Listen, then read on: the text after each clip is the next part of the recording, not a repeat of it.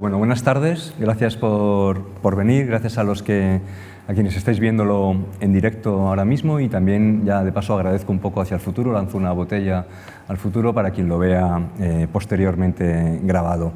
Estamos en la Institución Libre de Enseñanza, a quien quiero agradecer la invitación a coordinar este ciclo. También aprovecho para agradecer al Ministerio de Exteriores, que es quien nos está ayudando con la financiación de este evento. La sesión de hoy, que hemos titulado así tímidamente Entreabrir la escuela, es parte de un ciclo que ya tiene 3 años, es de hecho la tercera temporada de este ciclo en el que estamos pensando, repensando qué significa el derecho a la educación hoy, qué significa el derecho, garantizar ese derecho a la educación y qué puede suponer.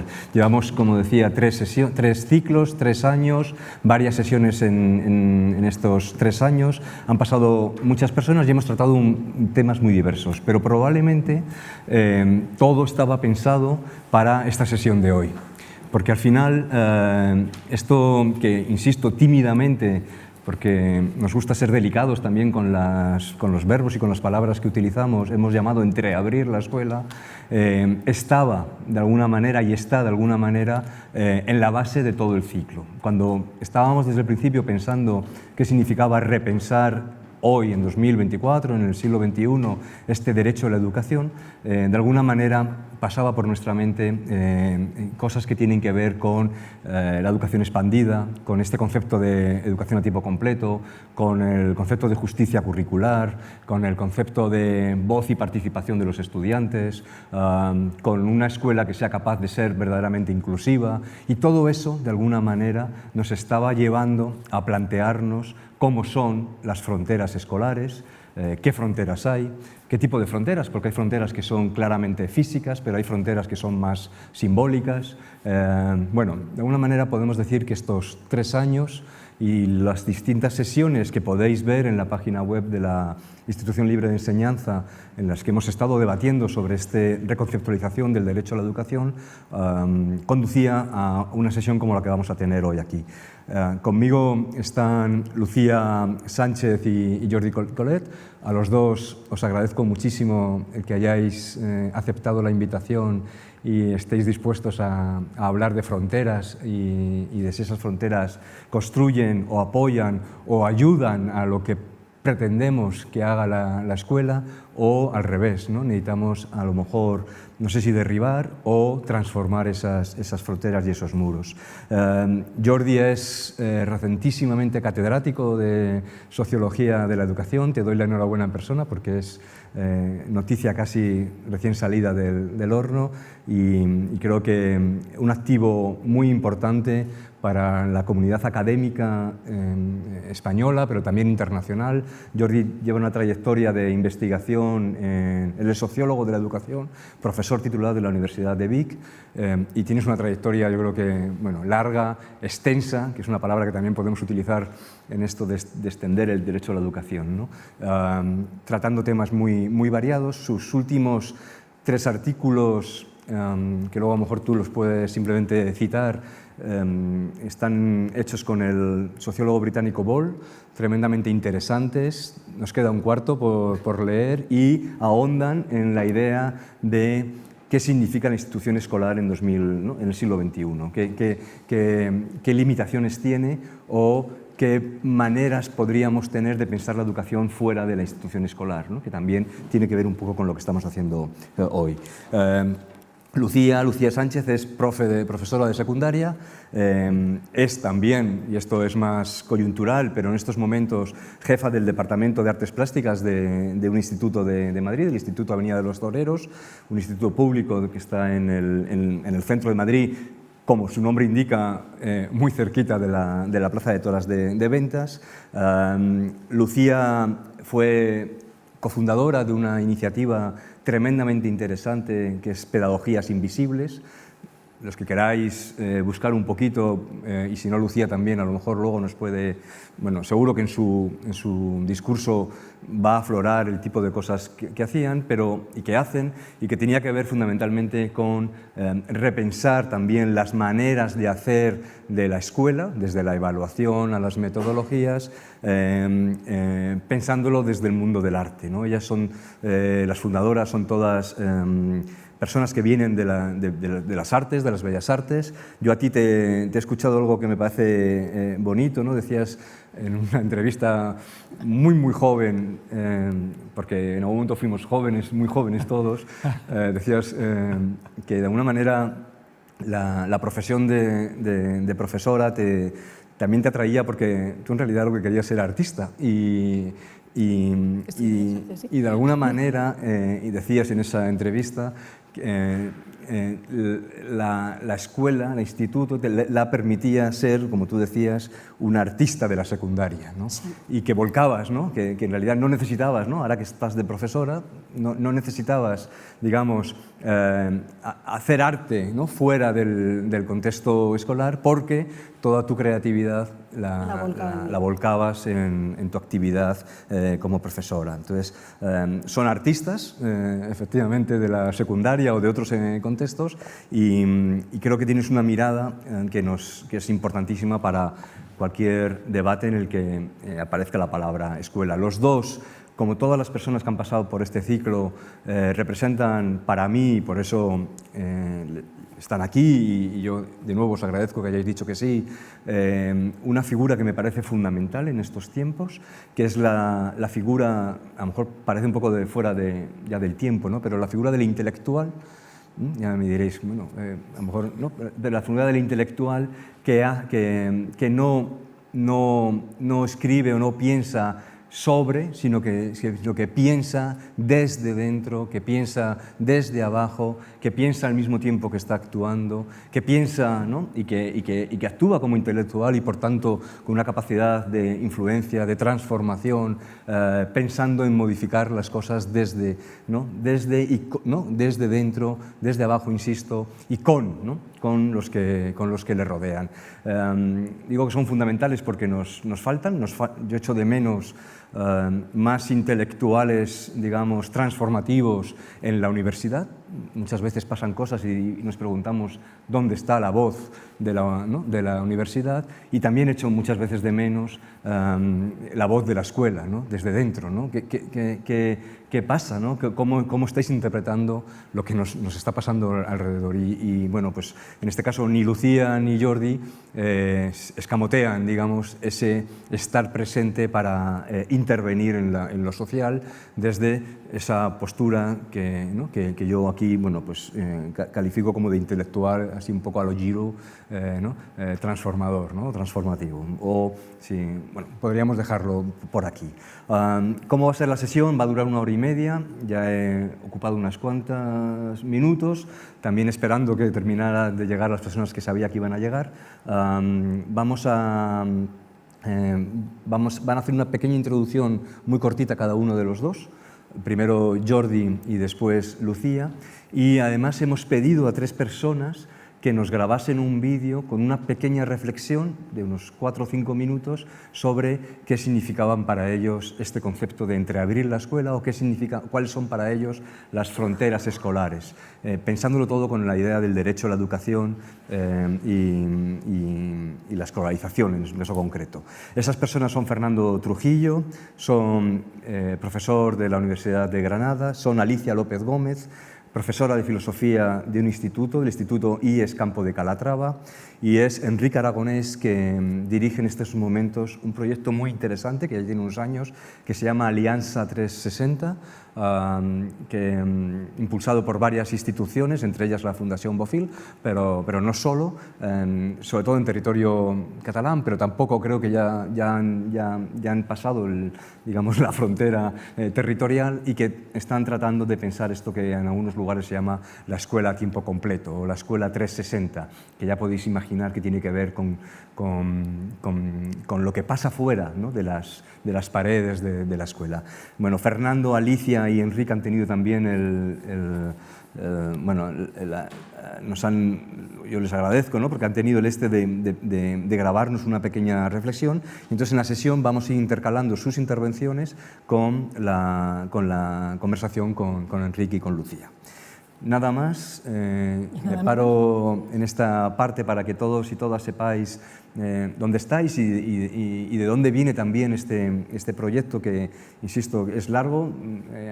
Estamos casi amenazando con ser un cuéntame educativo, no sé, y doy la palabra en primer lugar a Enrique para que, bueno, si quieres te presentes, pero también nos hagas esa breve introducción desde tu punto de vista sobre qué te dice esta idea de las fronteras y de entrar bien la escuela, y luego tomará la palabra Lucía.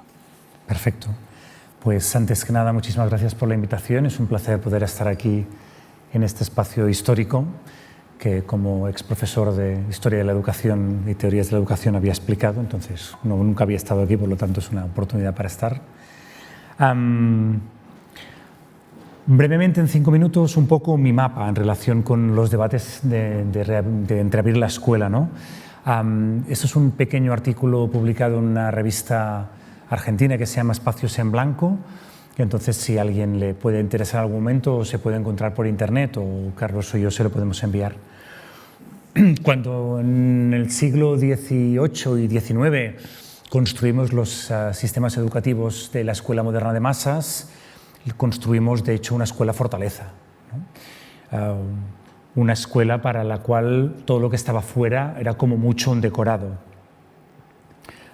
Construimos una institución para dentro, con unas fronteras claras, visibles e infranqueables, como los hospitales, como las prisiones, etc., ¿no? Como explicaba Foucault en Vigilar y Castigar, claramente con el modelo del monasterio detrás.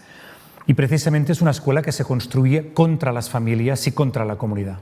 Las familias y la comunidad educan muy mal, vamos a construir un espacio cerrado donde vamos a poner los seres humanos pequeños para que acaben siendo buenos cristianos, buenos españoles y buenos trabajadores, después ellas, pero primero solo ellos. Y se van a encargar de ellos los especialistas de la infancia, es decir, los maestros y las maestras, ¿no?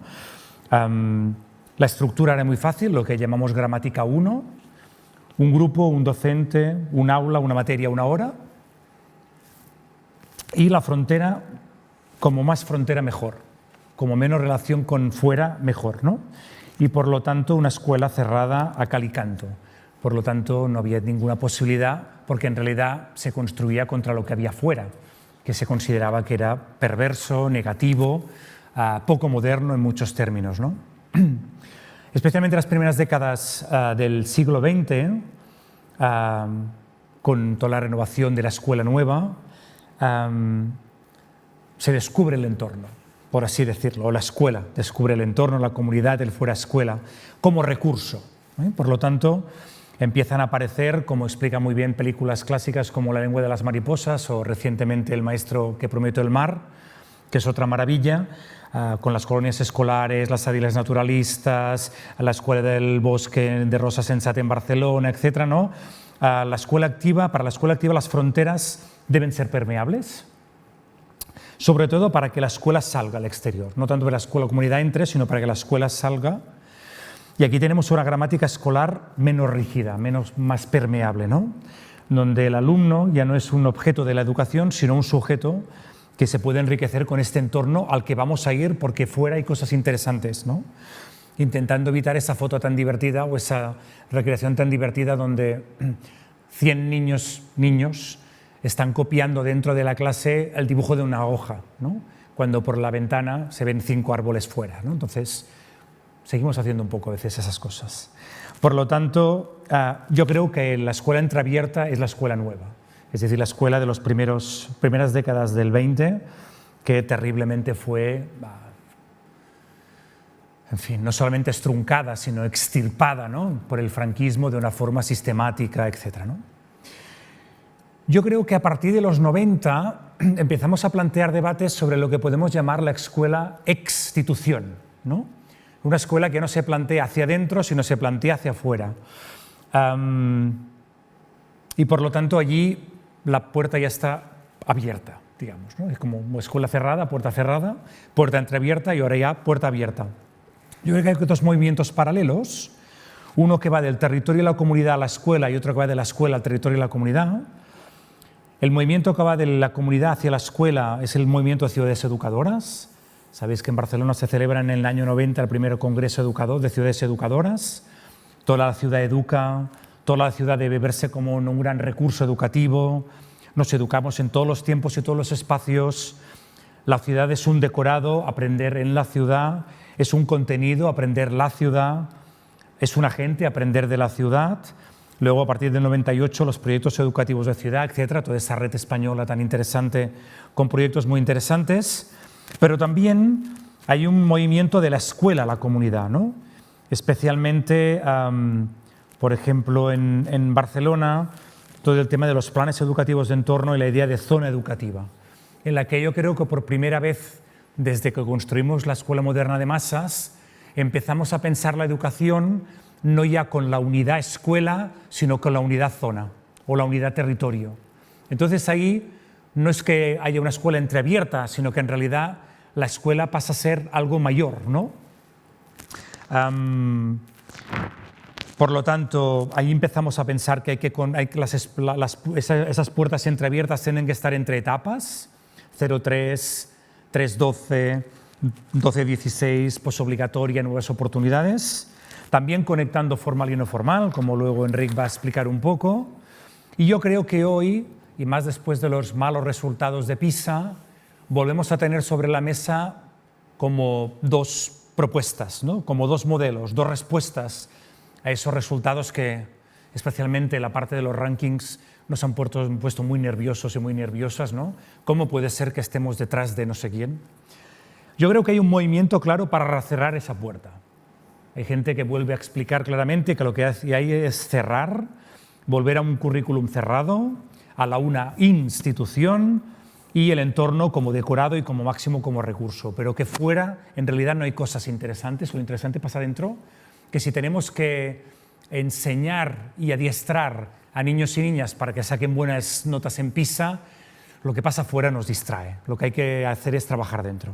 Y en cambio creo que un movimiento totalmente en otro lado, ¿no? Carlos lo explicaba un poquito antes, en que en realidad tenemos la sensación de que esas fronteras, que esas puertas entreabiertas en realidad hacen que los más débiles se nos queden por el camino y que como más abiertas estén, mejor para todo el mundo, van a poder ser más inclusivas, van a poder ser más equitativas, etcétera, y ya veremos hacia dónde vamos en el futuro.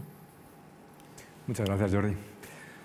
Bueno, Lucía, una primera así toma de posición. Después de la intervención de Jordi.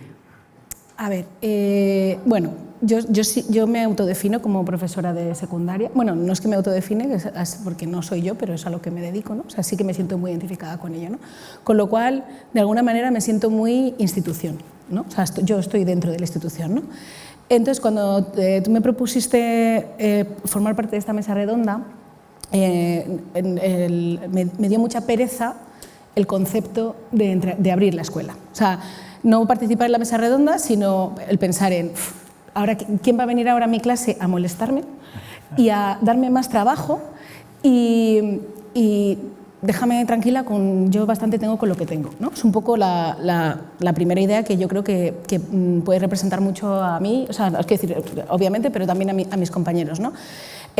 Son ideas que en muchos aspectos, o sea, en muchos momentos son peregrinas, de gente que está fuera, por decirlo de alguna manera, ¿no? Y que quiere aportar su granito de arena, o no sé, como de alguna manera, no sé, de repente siente un interés por algo que antes no tenía, ¿no? Y quiere venir, yo a veces lo he comentado también en otras entrevistas, ¿no? El concepto de la educación formal me recuerda un poco al voluntariado en el exterior, ¿no? Cuando vas a un país del tercer mundo, cuando nadie te ha llamado, ¿no? Y tú vas ahí ¿no? como hombre blanco a ayudar a gente que no te ha pedido en ningún momento ayuda, quizá, ¿no? Pero reflexionando, en realidad, yo lo que pienso es que a lo mejor tampoco soy tan institución y que hay que, antes de saber cuáles son esas fronteras, habría que saber qué es la escuela, ¿no? Entonces, en estas definiciones que tú comentas, por ejemplo, y respecto al derecho a la educación, ¿no?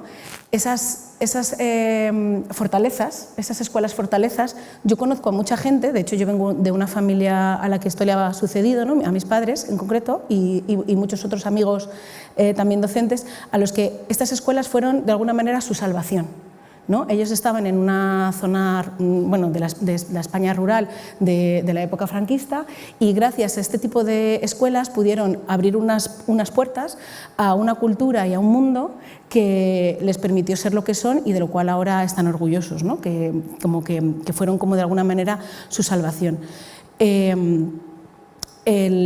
La otra escuela de la que hablamos, ¿no? De la escuela como recurso, me hace gracia que comentes justamente lo de dibujar las hojas. Yo hoy en dibujo artístico he llevado unas hojas de laurel a clase y hemos estado dibujando, pero justo me planteaba hasta qué punto no era mejor imprimirlas, o sea, hacer unas fotos e imprimir, porque la iluminación ya está ahí trabajada. Y trabajar la luz del natural es mucho más complejo, sobre todo en una hoja verde, ¿no? Hay de todo tipo, ¿no? Pero en este caso uniforme. En la fotografía el claroscuro está ya hecho, ¿no? Entonces puede tener sentido a veces llevar fotografías y no salir al parque a dibujar, porque para unos principiantes es algo mucho más sencillo, entonces en ese sentido es mucho más iniciático. O sea, lo que quiero decir es que si hay un porqué para abrir la escuela, bienvenido sea, porque yo creo que sí. Quiero decir, todo eso enriquece, todo lo que has estado comentando a mí me parece mucho más enriquecedor el poder, como comentábamos antes, ¿no? Estudiar el gótico dentro de una catedral, ¿no? ¿Para qué vas a...? Bueno, quiero decir, estudiarlo previamente o posteriormente, ¿no? Pero es poder ir a esa catedral y ver lo que hay, ¿no? Y también contextualizar los conocimientos, ¿no? Si estamos hablando, yo qué sé, de geología, pues saber de qué está hecho el territorio en el que tú estás, ¿no? y poder trabajar las cosas que tenemos a nuestro alrededor.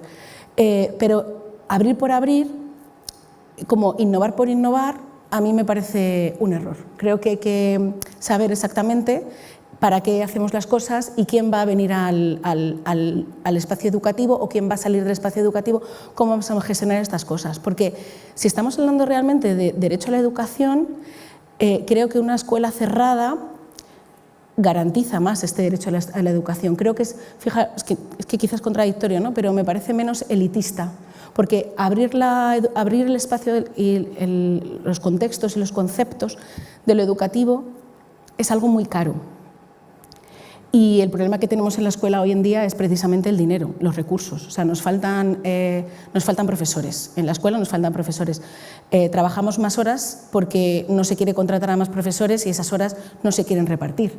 Tenemos una sola orientadora en el centro porque no se quiere contratar a más personas, ¿no? Entonces, al final, cuando abras la escuela a otros recursos, a mí me da miedo que caigan en manos de fundaciones y empresas privadas que se lucren con eso, ¿no? Y que, no sé, por ejemplo, las propias excursiones, ¿no?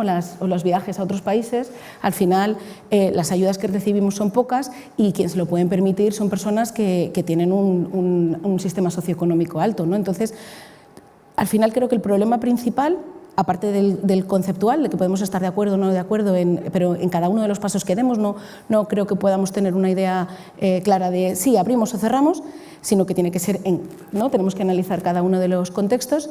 Creo que el problema es capital, o sea, económico, que se necesita mucha más inversión para poder desarrollar todos esos proyectos que sí que creo que pueden ser muy interesantes, pero para que lleguen a todos. No sé si... Sí. Nos da para muchísimo con lo que estás diciendo, que tiene mucho que ver también con esta timidez, que es la tercera vez que lo digo, con la que hemos titulado la sesión. Porque si la hubiéramos titulado hace 10 años, hubiéramos puesto directamente a abrir la escuela. Pero me he ido casi a los años 20, como a la escuela de la escuela nueva, y nos hemos ido a una situación más tímida, ¿no? Porque una de las cosas que me gustaría reparo, ¿no? explorar, con un cierto reparo, pero un reparo que me gustaría tratar de entender y que lo pudiéramos, ¿no? Conversar. Porque yo también, ¿no? Creo que y además ahí está bien escrito, Jordi lo conoce bien, hay toda esta idea de la escuela como una especie de pasaje que me permite precisamente entrar en un tercer espacio, un espacio que no es ni la familia, ni es la sociedad, ni está, ¿no?, invadido por la economía, es una especie de suspensión, ¿no? Lo que pasa en la escuela es una especie de suspensión de la vida cotidiana. Y hay quien defiende que esa suspensión es precisamente lo que hace que una escuela sea una escuela. Es decir, que necesitamos dibujar la fotocopia de la hoja. O sea, necesitamos no hacer física de verdad, no hacer química de verdad, justo lo contrario a lo que hubiera dicho un institucionista, ¿no? Necesitamos de alguna manera colocar, ¿no?, la vida, o sea, disciplinar la vida en disciplinas, que son unos lenguajes. Es decir, hay quien defiende esto y que tiene mucho sentido, ¿no? No, yo no digo que tengas que ser o una cosa o la otra. Claro, eso es... Vale, quiero decir, creo que esto es importante, ¿no? No digo sustituir las hojas por las fotocopias, ¿no? Digo que las dos cosas puedan convivir y puedan existir y puedan tener sentido en diferentes momentos, ¿no? Porque a mí esta suspensión de la que hablas a mí me llama la atención, ¿no? O sea, no es la primera vez, precisamente, ¿no?, uno de los temas que tratábamos en los debates que hacíamos en Pedagogías Invisibles, ¿no?, que aprovecho, ¿no?, para contar un poco, era un grupo, empezó siendo un grupo de doctorado, ¿no?, de doctorado en el Departamento de Pedagogía de las Artes en la Facultad de Bellas Artes, ¿no? Y entonces todos nos movíamos entre el mundo eso, del arte y la educación. Yo creo que nuestra principal conclusión ahí fue que arte y educación es la misma cosa, porque las dos cosas son actos performáticos que buscan transformar a la persona, al público o al alumno, ¿no? Entonces, para mí, arte y educación viene a ser un poco lo mismo, ¿no? Y en el aula y en el instituto suceden tantas cosas que a mí cuando alguien me dice, no, claro, porque está cerrada la sociedad, porque antes no preguntabas, ¿cómo gestionáis en el aula las cosas que están pasando? Es como, es que no veas las cosas que nos pasan. Es que ya nos cuesta gestionar lo que está pasando aquí. Es que este fin de semana pasado fue el Festival de Benidorm y ya han pasado cosas en relación con eso. Está habiendo toda la guerra, todas las distintas guerras que está habiendo, ¿no?, entre Israel y Palestina, entre Rusia o sea, todo eso repercute. O sea, la escuela no está cerrada porque es imposible que esté cerrada, porque todas las personas que habitamos ese espacio por las mañanas, por las tardes y los fines de semana nos suceden cosas y esas cosas luego las volvemos a llevar ahí y tenemos que gestionar cosas, muchas veces los docentes, o sea, que han sucedido, incluso que han sucedido en Internet, ¿no?, en sus charlas en WhatsApp, ¿no? O sea, que luego también, por ejemplo, ahora mismo hay un debate abierto en la sociedad o en el Ministerio respecto a si se prohíben los móviles o no se prohíben. A mí, yo creo que es que a nosotros no nos importa en absoluto, porque este debate lo tuvimos hace 10 años ya. Ya hace 10 años cada instituto tomó su decisión, que fue móviles no, a no ser que se considere necesario para realizar según qué actividad. Yo en comunicación audiovisual utilizamos los móviles, pero luego o sea, nuestra legislación del instituto dice que esos móviles hay que guardarlos en la mochila porque no se utilizan fuera. Entonces, ese debate, que estaba removiendo muchísimo en Twitter, en todos sitios, a mí me parece vacuo. Es vacuo.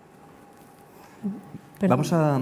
Muchas gracias, Lucía, y además es que, bueno, daría todo para... Vas abriendo muchas puertas que nos permitirían, ¿no?, Enric, Jordi, ir avanzando. Vamos os he dicho que había 3 personas que nos habían grabado 3 intervenciones. Vamos a empezar con Fernando Trujillo.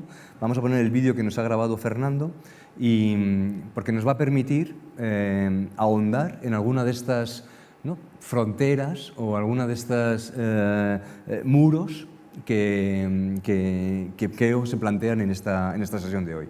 Si podéis poner el vídeo de Fernando. La escuela es una institución abismal. ¿Qué quiere decir esto? Quiere decir que la escuela se define como una enorme frontera del conocimiento. Todo lo que está dentro de las paredes de la escuela es distinguido con la marca del conocimiento. Lo que queda fuera, a pesar de que es la realidad, no queda marcado por el conocimiento. Por ello hablamos de currículum, por ello hablamos de educación formal, no formal e informal.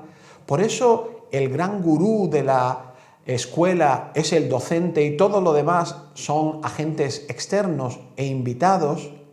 Por eso también en muchas culturas, incluida la nuestra, el aprendiz no participa en el diseño del currículo, no participa en la gestión del aula. La escuela es una institución abismal que se rodea de una frontera y expulsa a quien queda fuera o coloca en rangos distintos incluso a quien está dentro.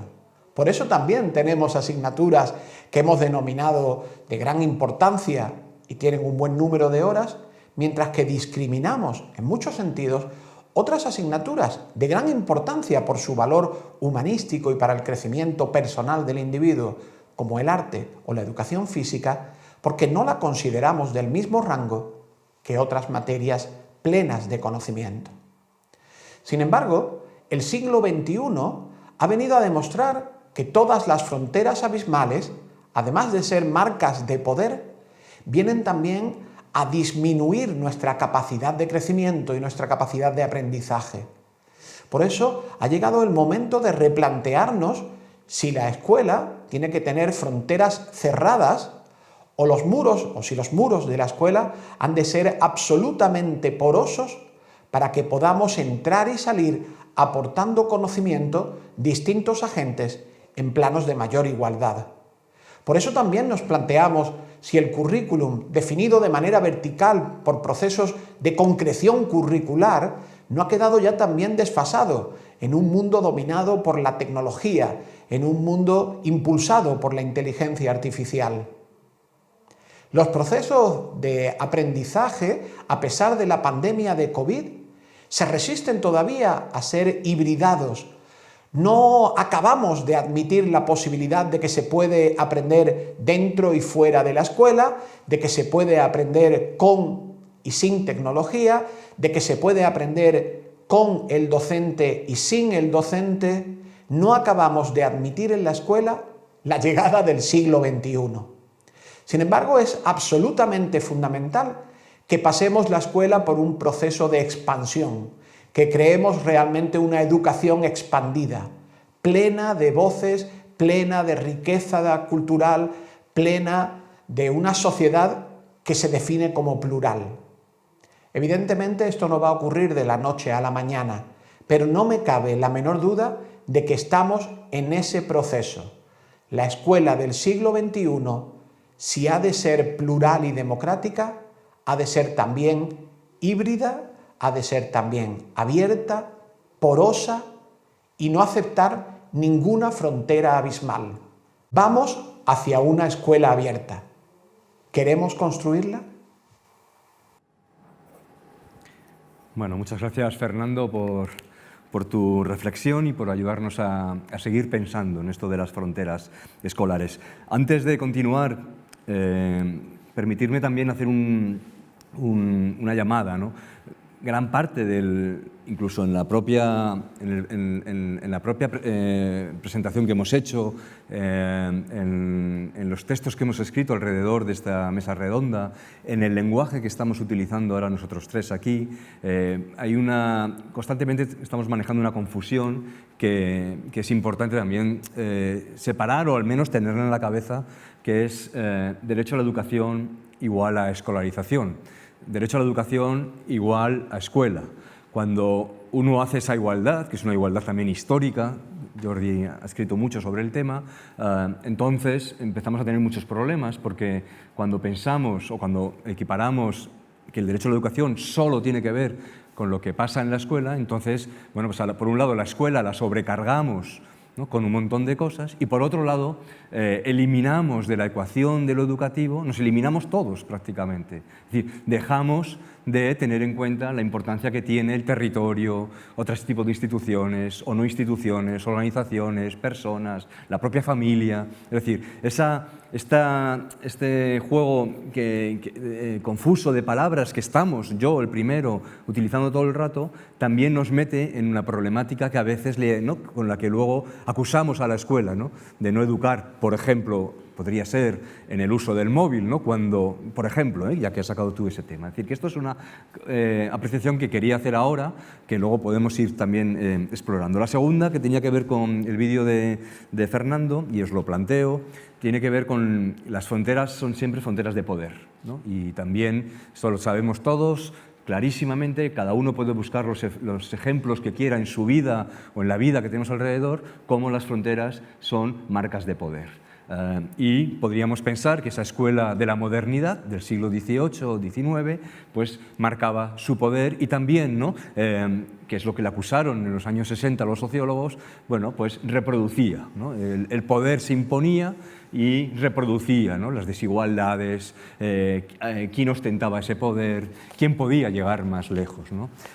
Y eso está ahí y lo mencionaba Fernando. Y Fernando nos planteaba muchas cosas, pero yo os quería, si os parece bien, hacer la intervención como la queráis, pensar algunas fronteras que me surgen al hilo de lo que decía Fernando. Luego los otros dos vídeos creo que nos van a ayudar a explorar otras fronteras, pero Fernando por lo menos a mí me pone sobre la mesa, aparte de otras cosas, fronteras más académicas o fronteras más que tenían que ver con esa gramática 1 que tú decías, con la gramática de la escuela, o fronteras que tienen que ver con los saberes, con los conocimientos, con qué conocimientos son los que decimos que son los buenos, ¿no? Y que nos podrían llevar a eso de la justicia curricular, cómo dejamos fuera conocimientos de poblaciones enteras que no entran en la escuela y por tanto cómo de alguna manera, y no sé si eso es bueno o malo, desconectamos, ¿no? Lo que pasa dentro de lo que pasa en sus vidas cotidianas. Tendría que ver también, y tú sabes mucho de eso, Lucía, hay fronteras que Fernando no las hacía explícitas, pero tienen que ver con esto académico, que tienen que ver con las propias disciplinas, que tienen que ver con la evaluación. La evaluación es un instrumento claramente de poder y la evaluación en la escuela tiene, ¿no? una importancia tremenda y tiene una manera de hacerse, ¿no? Y son fronteras que levantamos y dejamos fuera a unos y a otros. Y bueno, quería un poco plantearos, escuchando el vídeo de Fernando, estas fronteras que tienen que ver más con lo académico, lo metodológico, la evaluación, las propias disciplinas, la hibridación de esas disciplinas o no, también las maneras que, ¿no? Estamos cuestionando. A veces hay cuestiones en la sociedad que, como decía Lucía, es que os da igual, en los institutos os da igual porque o lo habéis resuelto ya o no está en vuestro, o sea, no es un problema, ¿no?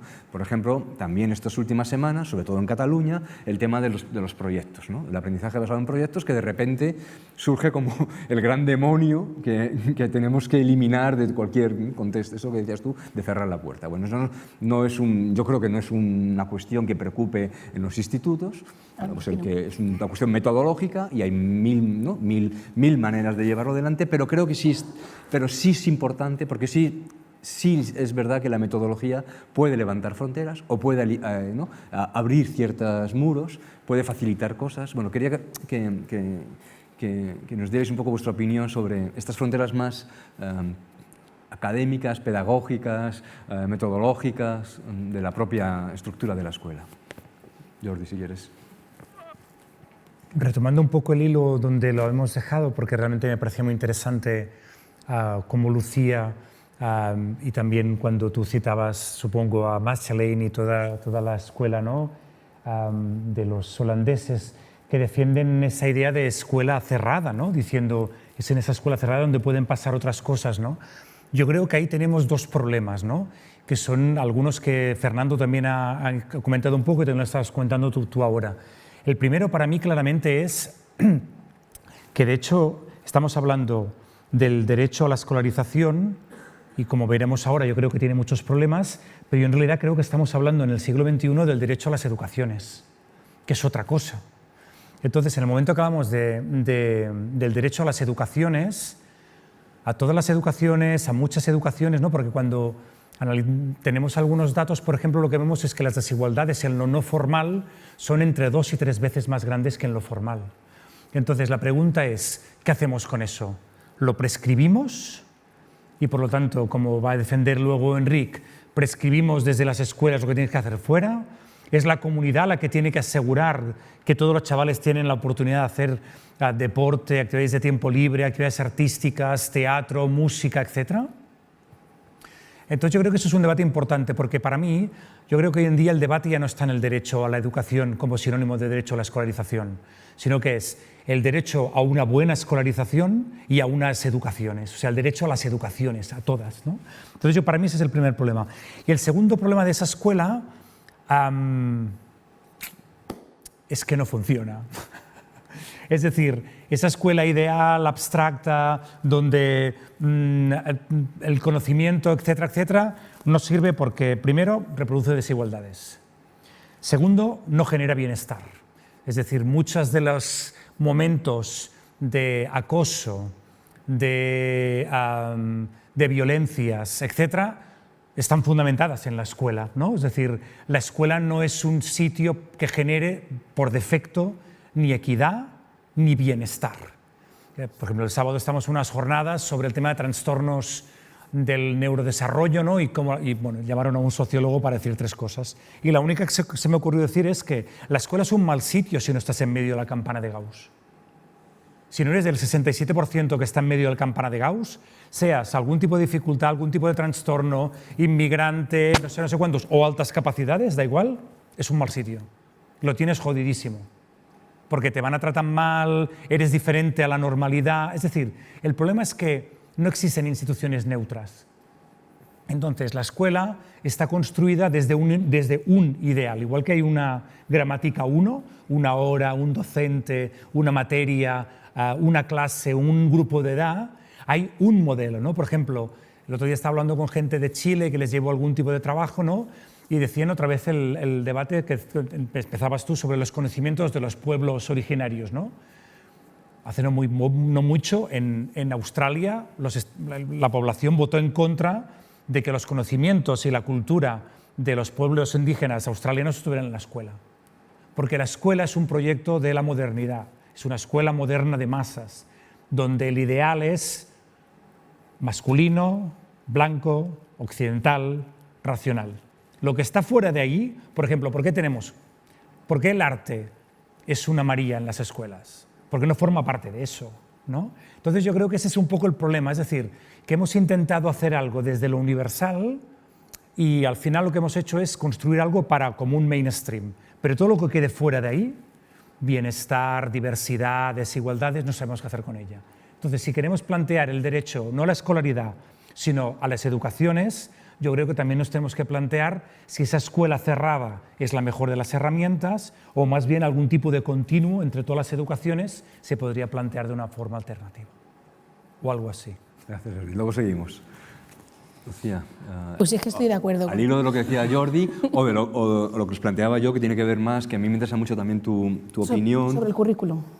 El currículum o la metodología o la evaluación, que me parece que además que tú sabes mucho sobre el tema, que me interesa también ver distintas fronteras, ¿no? Sí, estando totalmente de acuerdo con lo que ha dicho Jordi, yo sigo pensando en que no acabo de entender lo que es la escuela, ¿no? De definir lo que es la escuela, ¿no? Porque hablando, por ejemplo, entre lo formal y no formal, ¿no? Si la desigualdad viene desde lo no formal, ¿no? Desde las actividades extraescolares, ¿no? Que es donde pues eso, se encuentra más desigualdad en cuanto a que a nivel hay que pagarlas aparte y entonces los problemas socioeconómicos afloran, claro, podemos decir, bueno, pues los introducimos dentro de la escuela. Entonces, ahí hay una gran contradicción, porque entonces pasan de ser no formales a ser formales y volvemos otra vez un poco al ovillo. No sé, es que no, o sea, es como, bueno, ¿dónde empieza una cosa y dónde acaba otra, ¿no? Entonces, yo creo que sí que hay un interés aperturista, ¿no? O sea, desde luego hemos pasado, ¿no? De esa escuela Fortaleza a la escuela, ¿cómo la llamas la segunda? No sé, la entreabierta, digamos. Sí, la nueva. Un poco en la que estamos, ¿no? Escuela nueva, en la que sí que ha habido esas aperturas, ¿no? En distintos momentos, ¿no? Mi madre, por ejemplo, estudió biología y me contaba que ella en primero de carrera tenía dibujo artístico y que, ¿no? Que el dibujo artístico fue muy importante para ella y para por sus compañeros y tal, porque analizar las formas es algo importante para un biólogo, ¿no? Entonces, un poco yo ese discurso es el que llevé al instituto para defender dibujo artístico en primero de bachillerato, que la nueva ley nos lo permite ofrecer, para invitar a los alumnos de ciencias a que cursaran dibujo artístico, porque me parecía que podía ser muy interesante para ellos, de ahí que pues esté metiendo ahora botánica y tal, ¿no? Y tenemos 4 horas a la semana y bueno, para mí es que es o sea, yo, bueno, en dibujo técnico he tenido 4 horas, pero nunca había tenido 4 horas para algo de tipo artístico. Han sido 3 o han sido 2, o sea, son como pequeñas ahí, ¿no? O sea, no lo acaban de eliminar. Bueno, en Andalucía creo que solamente 1 hora de educación plástica y visual en la ESO, entonces no terminan de eliminarse, no quieren sacarlo, pero es eso, ¿no? Es como, es que no es útil. O sea, hay que venderlo como algo útil, ¿no? Quiero decir, hay que hacer un discurso en el que no vale el arte por el arte, el disfrutar el disfrute, sino que tienes que, ¿no?, meterlo como algo de utilidad, que forma parte también de esa forma de abrir, ¿no? Yo cuando estudié, en mi plan de estudios no había ni economía ni tecnología. Eso es algo que se ha incluido ahora al abrir la escuela a las demandas de la sociedad, ¿no? Me pregunto, o sea, que hay partes que son interesantes, pero si eso implica que se quite, no sé, por ejemplo, la filosofía, creo que es un error. Porque, quiero decir, si abrir la escuela, ¿no?, dentro del discurso, porque, o sea, ya me refiero, me parece que es como muy contradictorio, ¿no? Vamos a abrir la escuela, pero estás eliminando cosas que son súper interesantes y útiles, que no están sucediendo en la sociedad y precisamente, ¿no?, un poco...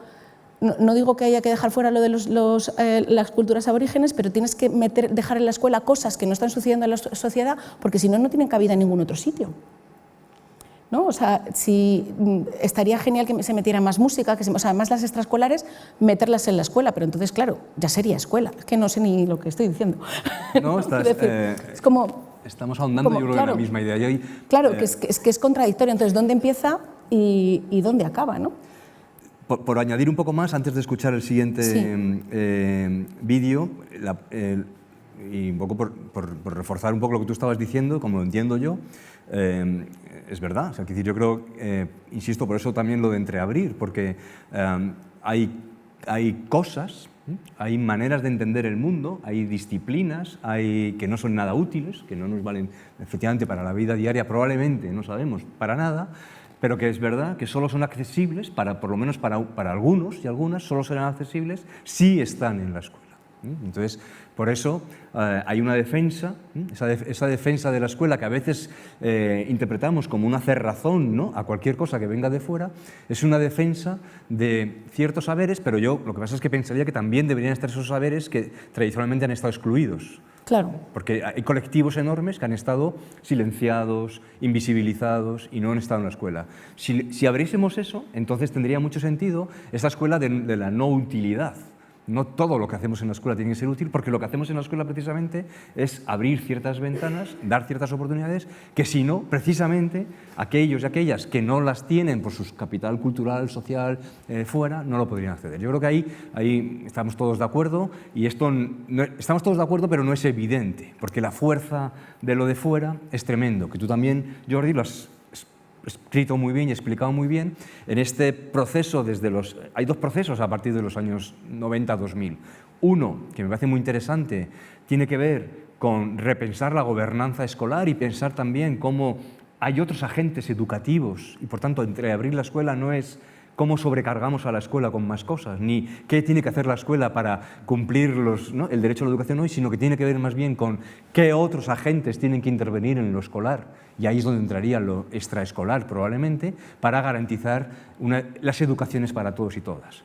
Esa es una corriente que tiene muy interesante, creo que con pocos recorridos, desgraciadamente. Desde luego, por ejemplo, en esta zona aquí del centro de la península no existen, ¿no?, ni las ciudades educadoras, prácticamente no hay, ¿no?, esta territorialización de la educación.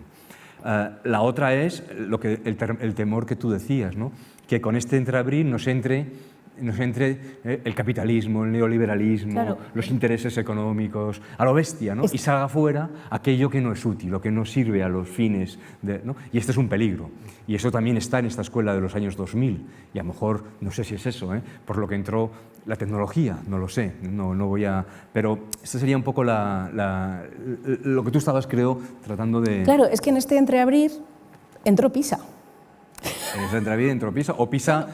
rompió Claro, directamente, claro, ¿no? Pero quiero decir, es una cosa que viene de fuera, viene de la OCDE, de una institución económica, ¿no? Que viene aquí a hacer un ranking de los sistemas educativos a lo largo del mundo, ¿no? Entonces, para mí eso es una apertura al exterior, una muy mala apertura. O sea, yo creo que deberíamos dejar de presentarnos a PISA y pasar de todo, o sea, dejar de estar ahí. Pero claro, es como un Estado ¿no? que quiere competir a nivel internacional puede salirse de esos rankings, porque el capital cognitivo también es muy importante, ¿no? De ahí el drama no tanto del fracaso escolar, sino del abandono escolar temprano, ¿no? que tenemos en España y que se lucha tantísimo por cubrir, ¿no? Hace poco leí, no ahonde en el artículo, ¿no? pero que se estaban planteando desde el Ministerio hacer la educación obligatoria hasta los 18 años, que es como, pero, o sea, para mí es como lo peor que pueda suceder, porque es como más obligación a gente que no quiere estar ahí, cuando lo que a mi modo de ver hay que hacer es invertir más en formación profesional y en otras educaciones, ¿no? en otras formaciones que resulten más interesantes, y también porque, claro, también, ¿no? la lucha entre qué es educar y qué es generar capacitación laboral, ¿no? En la universidad creo que también está ese discurso, ¿no? de para qué sirve la universidad. Entonces, es eso, ¿no? Cuando tú abres, cuando permeas algo, estás permitiendo que entren cosas que consideramos que son buenas y cosas que consideramos que son malas, y otras cosas que es que tienen que ser un poco así. Sigamos adelante. Vamos a escuchar ahora a Alicia López Gómez, profesora del IES Campo de Calatrava, profesora de filosofía. También le planteamos lo mismo, no le dijimos que tuviese que hablar de un tema o de otro. Creo que lo que nos plantea ella nos abre otras fronteras, también muy interesantes, ahora las vamos a ver. Por tanto, vamos a escuchar, y también agradezco a Alicia que estuviese dispuesta a compartir con nosotros estos minutos. Hola, buenos días. Mi nombre es Alicia y soy profesora de filosofía en Ciudad Real, en un instituto llamado Campo de Calatrava. Lo primero que quiero hacer y debo hacer es agradecer que se me haya invitado a participar en este espacio, y lo segundo, dar la gracia por la existencia de foros e instituciones como estas que contribuyen a permeabilizar las fronteras que separan las aulas del resto de la vida, del resto de la sociedad. Yo, por el contrario, voy a hablar de un elemento que lo que hace es que fortifica estos muros. Este elemento se le podría denominar el estado de excepcionalidad ética de la infancia y de la adolescencia. Este estado de excepcionalidad ética no es una cuestión que sea exclusiva de la infancia y de la adolescencia, sino que a lo largo de la historia hay muchos colectivos que se han ubicado ahí. Vamos a ver cómo sucede esto. A lo largo de la historia de la ética, y junto con esta, a lo largo de la historia del pensamiento occidental, tenemos que una de las cuestiones que han favorecido el éxito de ciertos sistemas éticos o de ciertas propuestas éticas que han triunfado y se han convertido en parte del pensamiento dominante y hegemónico es que se muestren a sí mismas como universales, es que se pretendan o se sientan y se reclamen como el resultado de un proceso de universalización racional. En mostrarse así, en mostrarse universales, radica su éxito y en su fortaleza precisamente en que sean algo bastante útil para mantener la jerarquía social, para mantener el status quo y para que la rueda de los privilegios siga girando, que las condiciones materiales de la vida de las personas que no son precisamente las privilegiadas se sigan naturalizando. Básicamente la ética lo que hace es sistematizar o racionalizar la moral en la que habitan las personas de una sociedad. ¿Y qué es lo que hace la moral? A grandes rasgos, como todo lo que estoy diciendo ahora mismo, lo que hace es decir qué está bien y qué está mal, qué es lo bueno y qué es lo malo, lo justo y lo injusto. Y una de las cuestiones que delimitan este bueno y malo es qué se puede hacer a quién en cada momento. Hay, por ejemplo, voy a poner un ejemplo que creo que es muy fácil de entender, el castigo físico o la violencia física. Hay determinados colectivos a los que a lo largo de la historia era lícito, legítimo, estaba bien visto por la sociedad que se les aplicara el castigo físico. Gracias al trabajo de las miles de personas que siempre han estado a la vanguardia, luchando por el progreso y dejándose la piel por las personas más vulnerables, cada vez más colectivos han ido saliendo de ahí. Sin embargo, es bastante doloroso darse cuenta que uno de los últimos colectivos que han salido de ese grupo de personas sobre el que es legítimo utilizar el castigo físico han sido los niños y las niñas. No hasta hace mucho, una colleja a tiempo era parte de la crianza. No solamente estaba bien visto, sino que además, si no pegabas a tus hijos e hijas, estabas malcriando. Pero ¿qué tiene que ver todo esto con las clases? Con lo que sucede dentro de nuestras aulas. Vamos a ver, cuando Angela Davis dice que el feminismo es la ideología radical que pretende que las mujeres somos personas, está haciendo una enunciación bastante más contundente de lo que parece, porque al final lo que está haciendo es reclamando a las mujeres como sujetos de derechos. Cuando se reclama igualmente que los derechos de las mujeres son derechos humanos, estamos rompiendo esa supuesta universalidad de un sistema ético que se enuncia desde el privilegio. Entonces, cogiendo todo esto y llevándomelo a las aulas. ¿Qué sucede en las aulas? Y me voy a centrar en las aulas donde habitan nuestros adolescentes, que es lo que yo vivo a diario. Este estado de excepcionalidad ética en la que viven permite que haya ciertas cosas que sean tolerables hacerle a los adolescentes y, sin embargo, a los adultos no.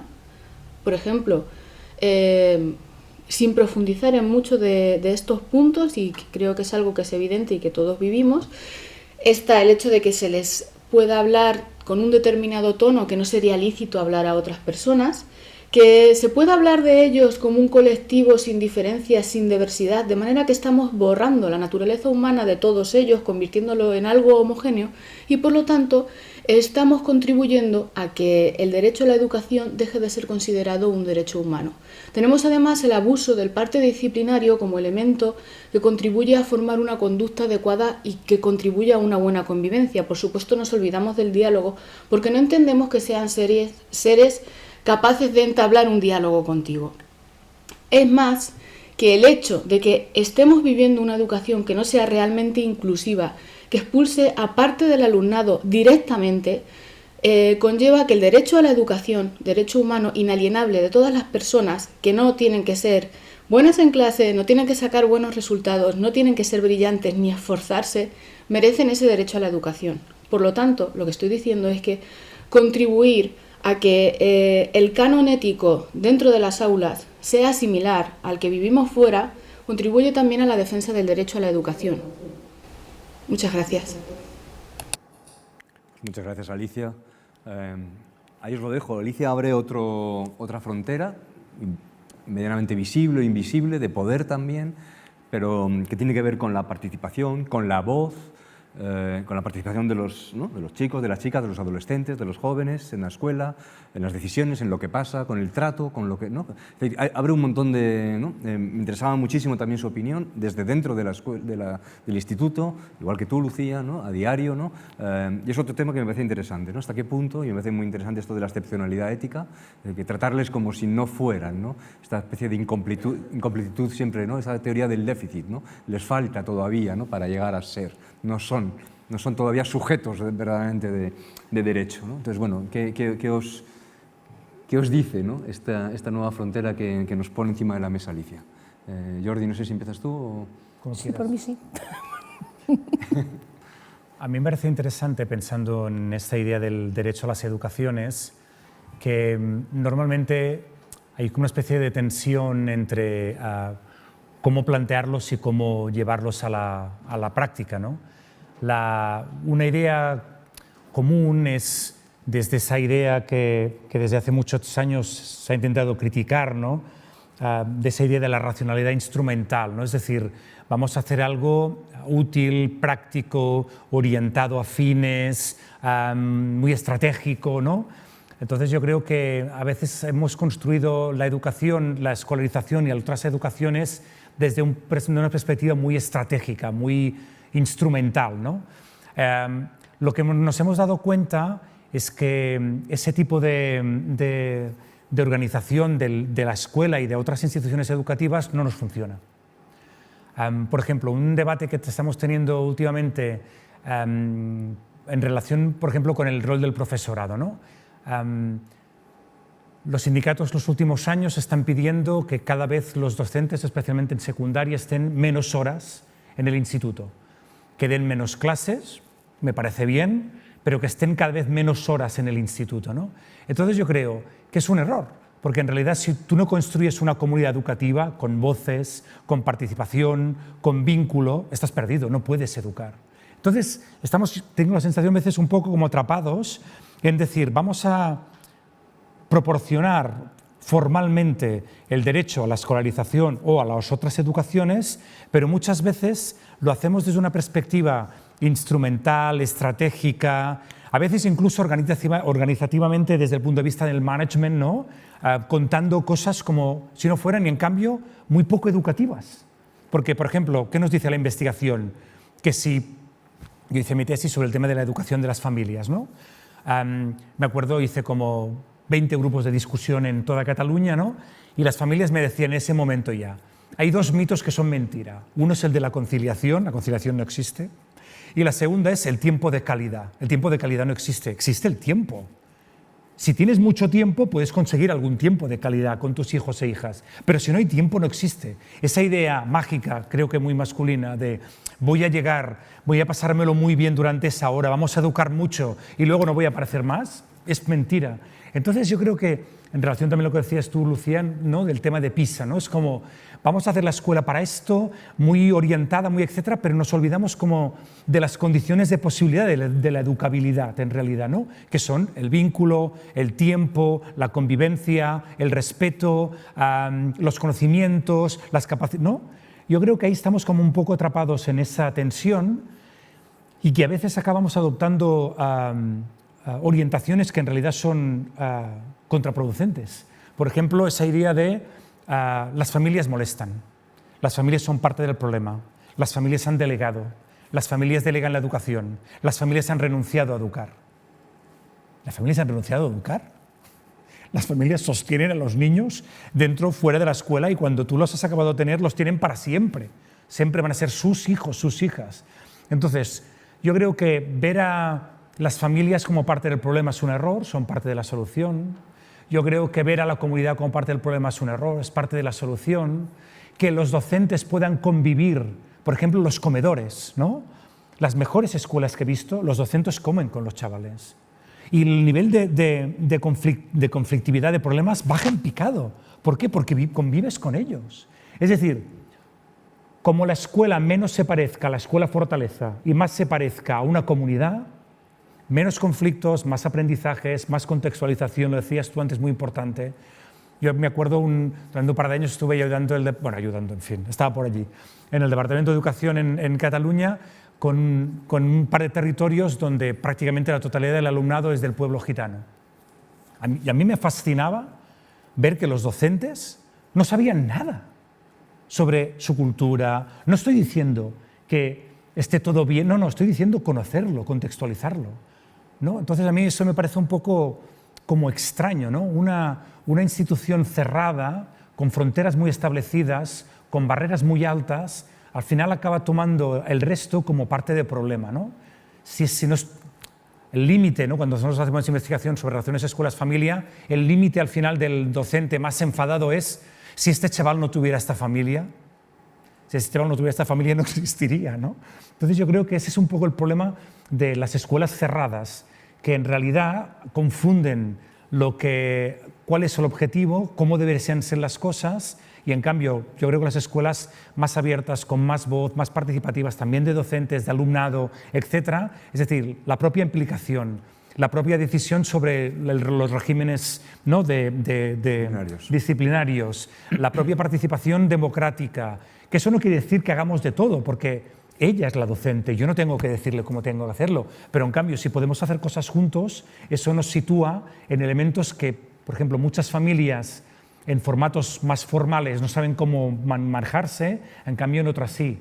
Hay chavales que en formatos educativos, escolares muy formales, nunca tienen capacidades, solamente tienen déficits. No saben, no tienen, no pueden, no lo consiguen, ¿no? Entonces yo creo que escuelas abiertas, más flexibles, con gramáticas más flexibles, demandan otro tipo de relaciones, pero yo creo que al final nos pueden permitir avanzar hacia realmente el derecho a las educaciones, ¿no? Porque como más cerrada esté la escuela, en abstracto puede tener esos elementos, pero en la práctica yo creo que acaba generando unas fronteras que nos dejan especialmente los más desfavorecidos siempre atrás. Y perdón por el rollo. No, gracias, Jordi. Lucía, de lo que decía Alicia, ¿qué te sugiere? Pues a mí el discurso de Alicia, que tengo que decir que lo he visto varias veces porque lo mandaste con anterioridad, a mí me ha removido mucho como docente y como madre. Porque sí que es verdad, que un poco también enlazando con lo que dice Jordi, que creo que muchos docentes tenemos como esta manía de hablar de nuestro libro, ¿no? Tú vas, tienes que hablar de lo tuyo, soltar tu rollo tal, independientemente de que el alumno se encuentre en ese momento con disponibilidad para escucharte o no, ¿no? Porque claro, hacerlo de otra manera a mí me parece complicado, ¿no?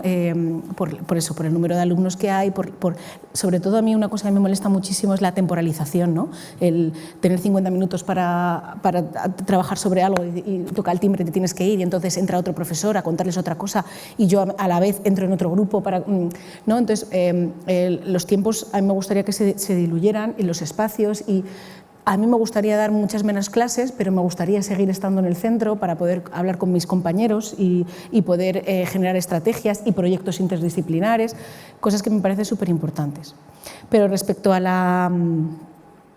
tema de la ética, ¿no? De la superioridad moral del adulto frente al adolescente, es un tema que me parece súper interesante, pero vuelvo un poco a mi libro, no creo que sea algo que suceda solamente en la escuela, creo que es algo que sucede en la sociedad, no lo veo yo propiamente como una frontera que esté pasando ahí y no esté pasando en el resto del mundo. De hecho, creo que al contrario, creo que desde dependerá también de cada docente y de cada escuela, ¿no? Pero que se gestionan muchas relaciones entre padres e hijos desde la escuela, buscando un poco el reconocimiento por parte de las familias de la identificación como individuo de ese adolescente, ¿no?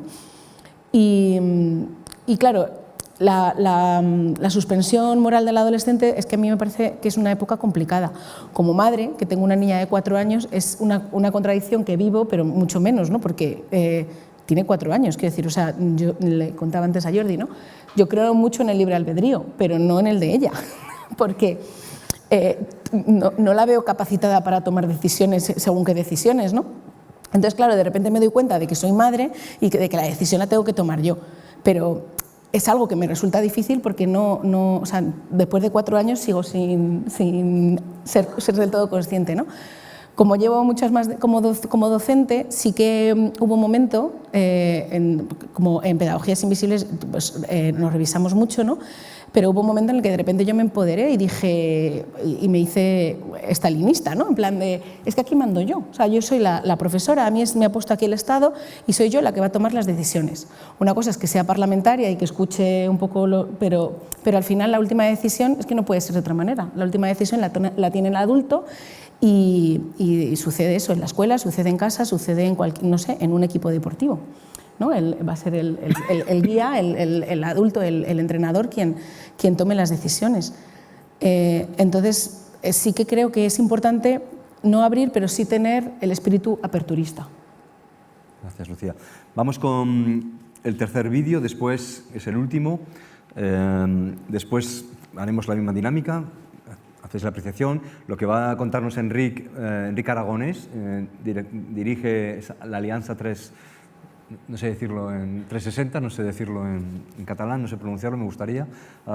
Tiene que ver con la educación a tiempo completo, con la educación dentro y fuera, y ya vais a ver que es una propuesta concreta, a veces un poco también disparatada en términos de recursos, pero es muy interesante. Creo que gran parte de lo que él nos va a contar ha salido ya aquí y creo que nos abre otro escenario, el que tiene que ver con eso, con la familia, con el territorio. Ahora lo vamos a ver.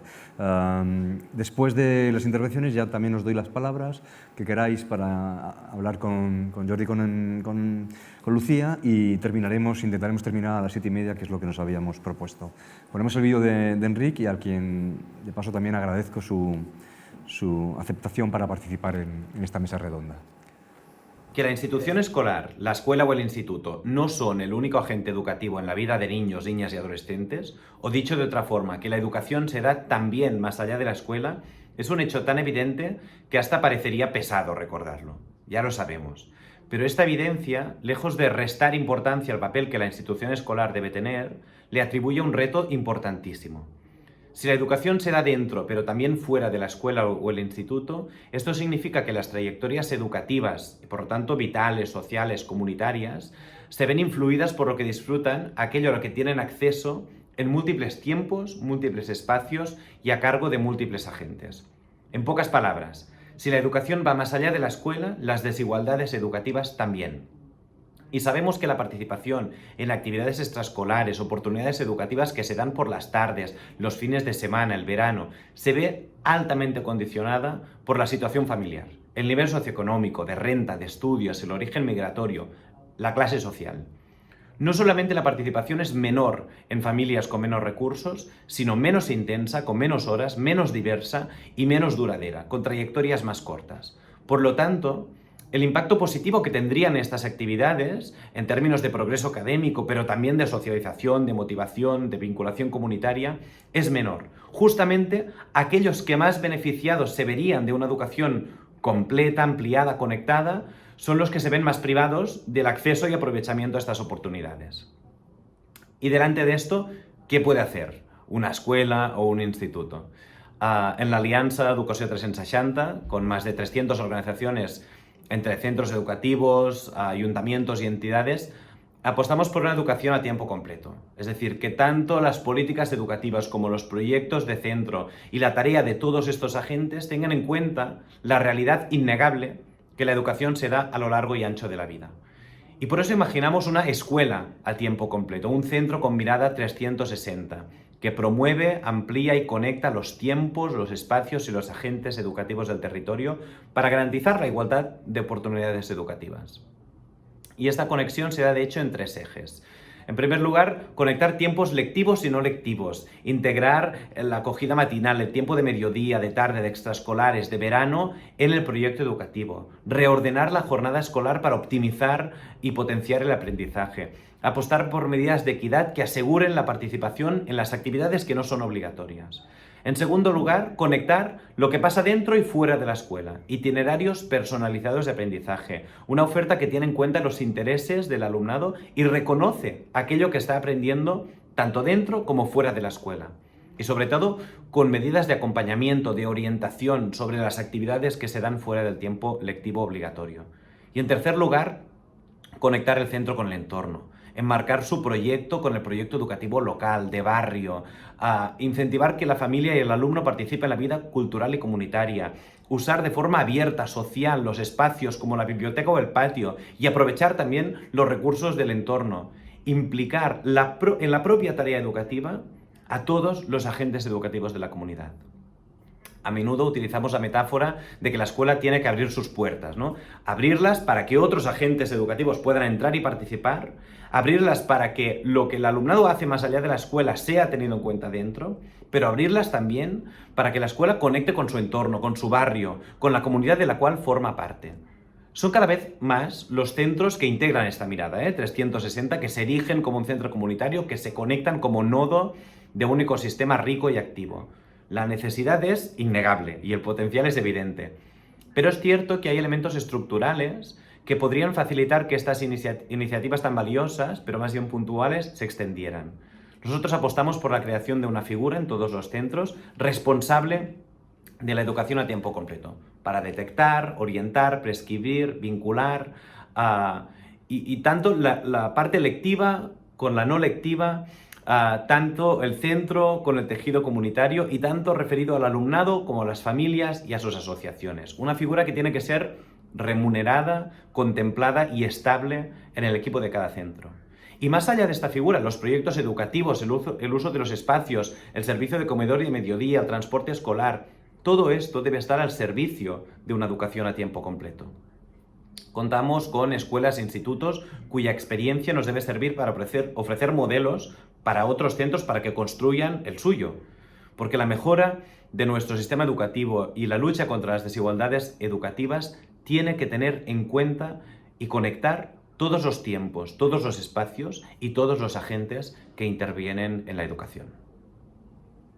Bueno, muchas gracias, Enric, también por tu aportación. Es un proyecto muy potente, creo que funcionando en Cataluña y yo creo que extendiéndose al territorio de todo el Estado. Ponen sobre la mesa cosas que ya hemos hablado. Una de ellas es el impacto enorme que tienen las desigualdades socioeconómicas, de capital cultural, económicas, sociales, de las vidas de las personas en los resultados académicos, por ejemplo, en lo que pasa dentro de la escuela, cuando a veces tratamos de cerrarnos y, ¿no?, esta otra idea de Michelin, ¿no?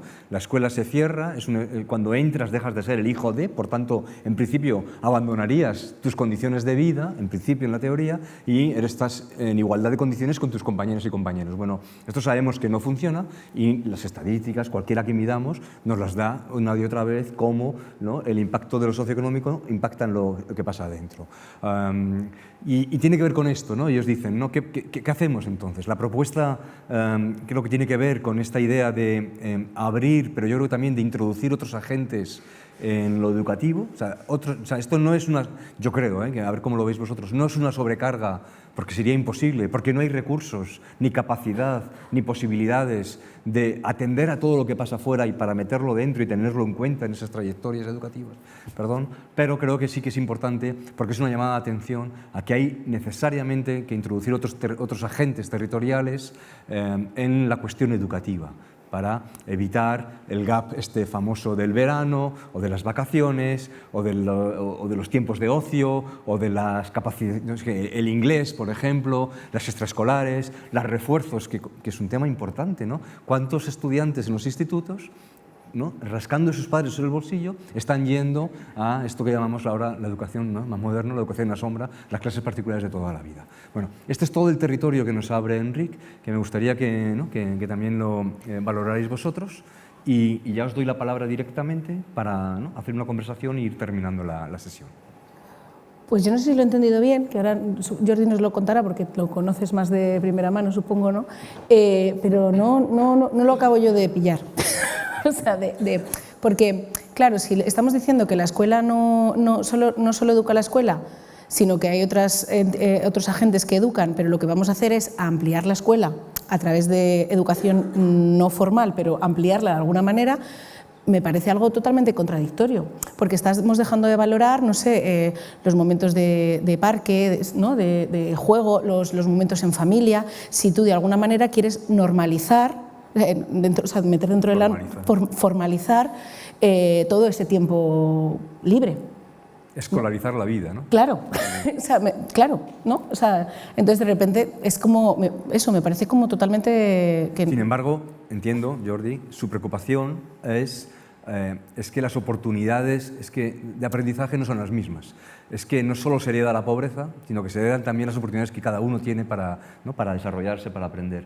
Y entonces tenemos que tenerlo en cuenta en la escuela, o sea, tenemos que por lo menos ser conscientes y tratar de, creo que lo que hacen, ¿no?, es incorporarlo de alguna manera en nuestro proyecto educativo, o sea, ser conscientes de eso y tratar, ¿no?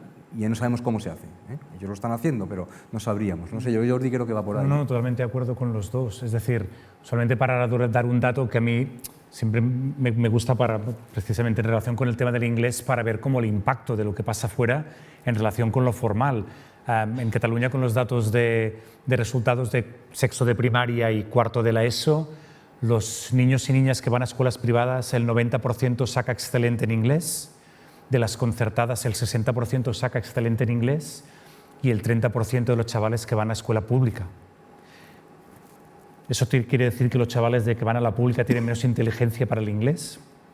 Entonces yo creo que el problema que lo tenemos es en eso, es decir, yo me acuerdo cuando estaba haciendo la tesis y ahora bien creo que en RASE, no sé si Marta luego me puede corregir, Francesc Jesús Hernández en la Universidad de Valencia siempre calcula cuánto invertimos las familias de los distintos estratos en todas las educaciones, ¿no? Claro, no es que sea el doble o el triple, es que estamos hablando de 7, 8, 10 veces más de dinero anual en todo. En lo que pasa en verano, lo que pasa en extraescolares, en los refuerzos, en el inglés, ¿no? Es decir, es imposible competir con las clases altas y en un contexto de sociedad del conocimiento, de economía del conocimiento, donde al final, ¿qué le vamos a dejar a nuestros hijos? Bueno, si algo de tocho, digamos, si se puede quedar en algo porque lo de la vivienda está complicado, pero sobre todo al final es algún tipo de conocimiento y algún tipo de acreditación, ¿no? Entonces, en esa competición, lo que dicen ellos, 360, hay chavales que nos quedan muy atrás porque no tienes oportunidades, ¿no? Porque durante el verano no oyen hablar castellano, no pueden asistir a actividades para reforzar otras no sé qué. Entonces, vamos a pedirle a la escuela que se centre en las instrumentales, vamos a conectarnos con música, deportes, extraescolares, etc. Vamos a hacer trayectorias más amplias, pero es verdad que eso es escolarizar la vida, porque al final también es como todo orientado al éxito académico, cuando en realidad es verdad que va a haber una mejora, porque es verdad que existe y se puede mejorar mucho. Yo creo que es interesante este proyecto y yo en muchos casos lo defiendo, pero es verdad que en realidad lo que estamos haciendo es un poco la contradicción que Lucía nos ha señalado muchas veces, que es escolarizarlo todo. Al final todo es instrumental hacia eso, ¿no? Entonces yo creo que estamos un poco atrapados en esa lógica en relación con las desigualdades y además con un tipo de familias de clase media, especialmente de clase media con las bases materiales vinculadas al conocimiento, ¿no? La gente que estamos en la sala, que al final nuestros hijos e hijas siempre van a ir 2 pasos por delante. Porque por mucho que inviertan esos chavales, ninguno de estos chavales va a poder pasarse un mes en Oxford cada verano para mejorar el inglés o tener la experiencia de ir a no sé dónde, ¿no? Entonces, exactamente cuál es el objetivo, cómo lo trabajamos, ¿no? Entonces, para avanzar en el tema del derecho a las educaciones, yo creo que ese es un camino, conectar lo de dentro, lo de fuera, más oportunidades. Por ejemplo, el tema de la música, ¿no? Los conservatorios. Yo vivo en una ciudad, Vic, donde tenemos un 35% de chavales de origen extranjero, más del 50% de nacimientos de madres de origen extranjero. Cuando vamos al conservatorio que tiene 1000 alumnos, menos del 5% es de origen extranjero. Esa barrera hay que romperla. Entonces yo creo que ahí todavía en esa idea de 360 yo creo que hay muchas barreras en relación, por ejemplo, con deportes. ¿Qué deportes, cuánto tiempo, quién las hace? Con el tema de cultura, sobre todo, música, arte, etcétera, hay un decalaje brutal. Por ejemplo, cuando decimos la Agenda 2030 en Barcelona, la gran desigualdad en Barcelona en tema de las extraescolares culturales es la distancia. Hay chavales que en 5 minutos tienen 20 equipamientos culturales y otros que tienen que hacer 40 minutos. Entonces yo creo que ahí sí hay un poco de... ¿no? El derecho a las educaciones es que todo el mundo por lo menos lo tenga cerca, sea fácil acceder, no haya discriminaciones económicas. Yo creo que hay todo un trabajo. Pero a la vez yo creo que hay que ir un poco con cuidado porque si no al final lo escolarizamos todo, ¿no? Porque al final todo eso es orientado a... Entonces yo creo que un poco ese debate es interesante, pero sí que creo que pensar en ese derecho a todas las educaciones, ¿no? Y especialmente más que como, o sea, sobre todo cómo sacar las barreras, ¿no? Económicas, territoriales, etcétera, ¿no? Y ya termino con esto, perdón. Creo que hay otro elemento muy interesante en relación con las escuelas, que también estamos hablando un poco de esto antes en el café con Ana Orientadora, que es la incorporación de otros perfiles. Por ejemplo, también Barcelona ha hecho la incorporación masiva, especialmente en los barrios más desfavorecidos, de educadores y educadoras sociales en plantilla, orientadores en plantilla, psicólogos, psicólogas en plantilla. Entonces, incorporar nuevos perfiles al claustro, yo creo que es otra manera de extender el derecho a las educaciones, ¿no? Porque yo creo que los docentes ahora tienen la sensación, y creo que es muy real, de que tienen que hacer de todo. De educadora, de psicóloga, de orientadora, de docente, ¿no? Entonces yo creo que también es otra manera, ¿no? Diversificar los perfiles dentro de la escuela y diversificar los perfiles y las oportunidades fuera de la escuela. Gracias, Jordi. Lucía. Sí, pensaba un poco también en las alternativas que tienen, o sea, cuando hablas de todos estos chavales, digamos, que no van a las extraescolares, ¿no? Que desde mi punto de vista son muy interesantes, pero saber cuál es la alternativa que tienen, ¿no? Porque entiendo que habrá también otro tipo de riquezas que justamente estábamos hablando que teníamos que reivindicar, que quizá están adquiriendo o no, porque también puede ser que sean horas inertes delante de Instagram, que también tiene sus conocimientos, o viendo Sálvame, que no sé si lo siguen echando.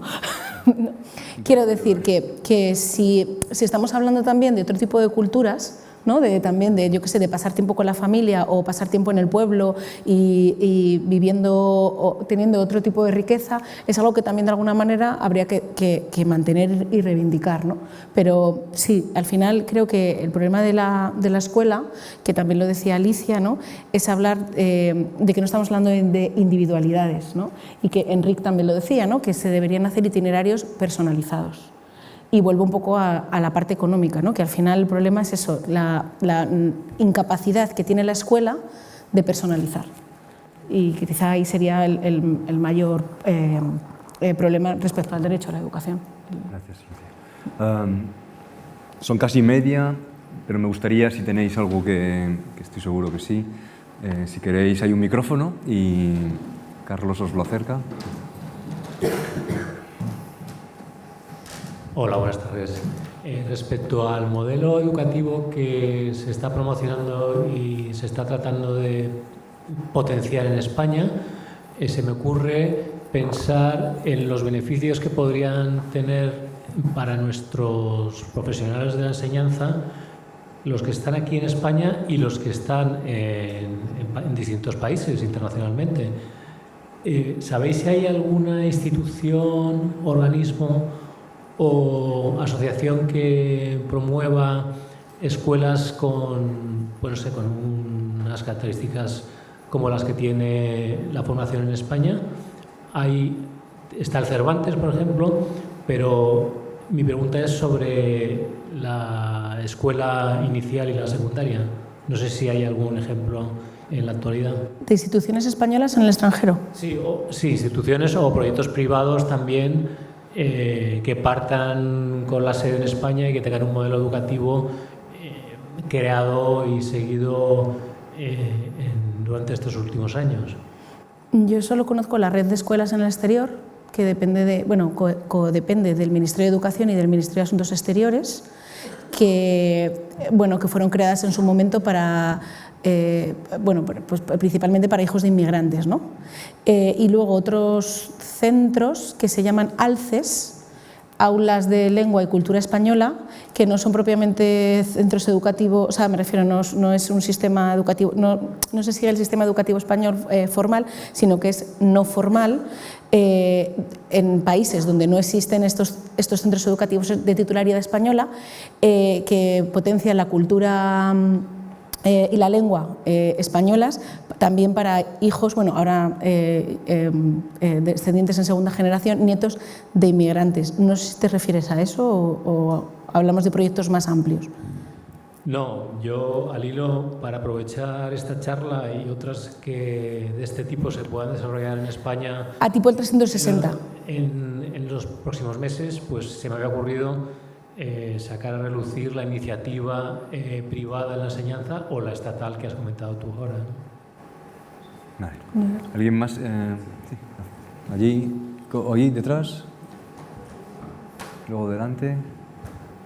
Hola, buenas tardes. No tengo ninguna formación pedagógica, tengo una formación universitaria, pero no próxima a la educación, pero he sido siempre y sigo siendo muy interesado en la educación, por aspectos de todo tipo. Uno de ellos porque soy abuelo. Y entonces, desde padre a abuelo, pues ha pasado un proceso importante de mi vida y de la sociedad, que me ha permitido una panorámica amplia, precisamente por el tiempo. He creído siempre, no sé si equivocadamente, que no todo lo que se puede aprender se puede enseñar. Es decir, que debe haber itinerarios o caminos que no pasan necesariamente, o deben pasar necesariamente, por la escuela, o que se puede aprender de cosas o cosas que no necesariamente tenga que proporcionar la escuela. Eso es una creencia que puede ser errónea, pero sigo manifestando como posibilista. Dentro de eso, lo que estoy escuchando me parece bastante interesante, pero tengo cuestiones y preguntas que obviamente planteo. Una de ellas quizás sea lo que me estabas hablando, Jordi, de esa diferencia cualitativa que se observa en la enseñanza, producto de esa, digamos, clasificación social o económica.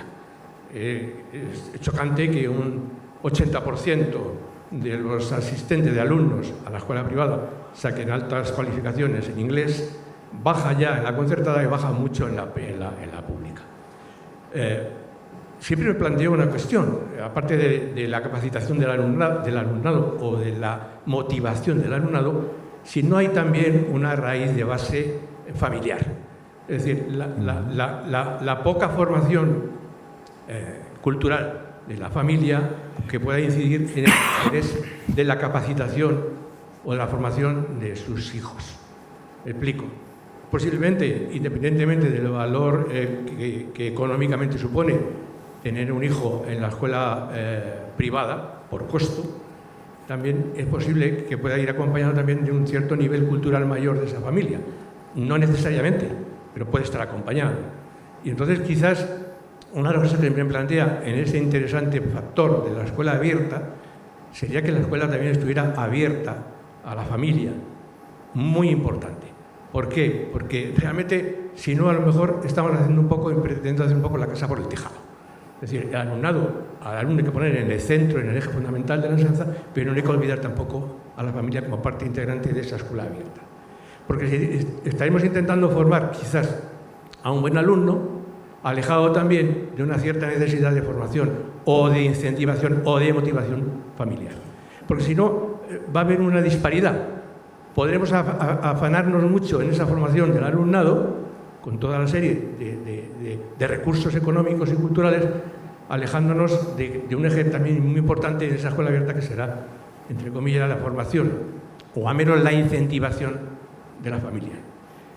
Y luego tengo otra cosa también que explicar, porque a mí siempre en la universidad me dijeron que un buen profesor, o sea, un mediano profesor dice, un mediano profesor explica, ya un buen profesor demuestra y un excelente profesor sería el que inspirase. La escuela yo creo que no debe afanarse tanto en un proceso de decir, explicar o demostrar, en un proceso también de inspiración del alumno hacia otras esferas que no sean o residan solamente en el conocimiento. Es decir, puede salir muy capacitado con un currículum incluso de alta nota, pero su inspiración en un proceso de descubrir nuevos espacios y nuevas motivaciones culturales se ha cercenado precisamente por ese afán instintivo del sistema educativo, y no digamos de PISA y de otros sistemas, de procurar que el alumno saque unas excelentes notas y al final se cubra un currículum cuando el alumno ha acabado su proceso educativo carente de ninguna inspiración de ningún tipo. Muchas gracias. Vamos a pasar también aquí abajo y hacemos las dos preguntas y ya, si queréis tomar la palabra. Muchas gracias por vuestras intervenciones, han sido realmente interesantes. Y quisiera hacer dos preguntas. Una a Jordi, que hemos hablado de la escuela, pero él también es profesor universitario. Quisiera escucharle la reflexión de cómo tenemos la rendija del sistema universitario de abierto, de no abierto.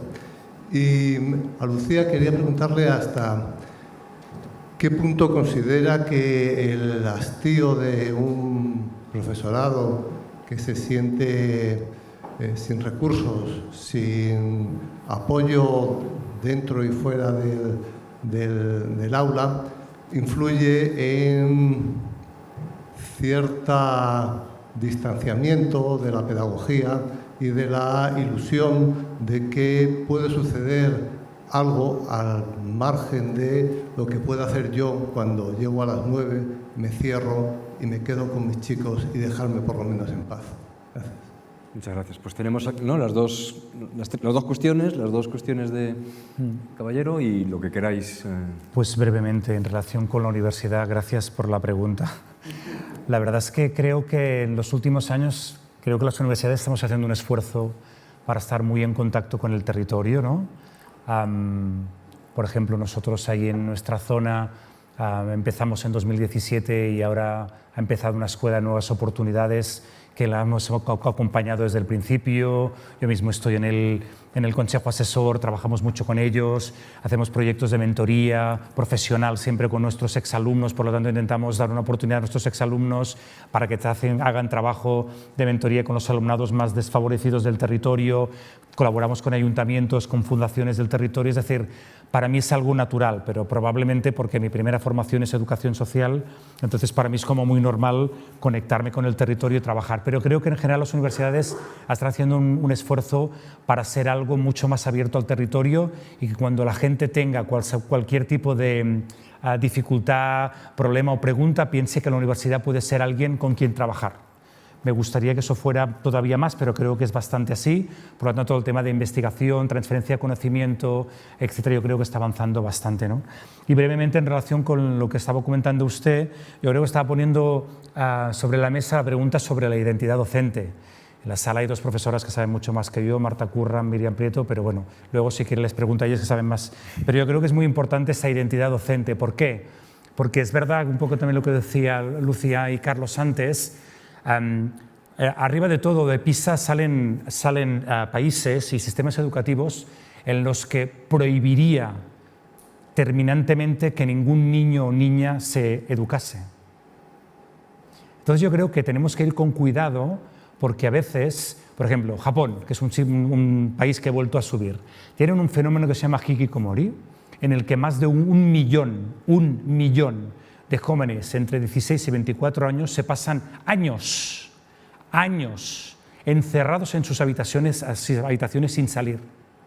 ¿Por qué? Porque la presión académica es tan fuerte que llega un día que dicen, basta, me encierro y no salgo, pero no salgo físicamente, años, 3, 4, 5, 6 años.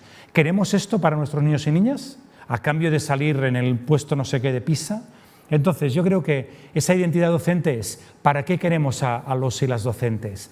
¿Para que transmitan conocimiento y formen buenos trabajadores para ir no sé dónde? O como decía usted muy interesantemente, personas que inspiren.